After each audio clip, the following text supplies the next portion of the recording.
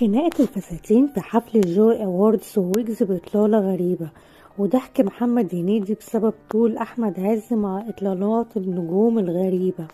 شهدت مدينة الرياض مساء يوم السبت توزيع جوائز جوي أووردز لنجوم مصر والعالم العربي، ويشهد الحفل تواجدا فنيا ورياضيا وإعلاميا كبيرا.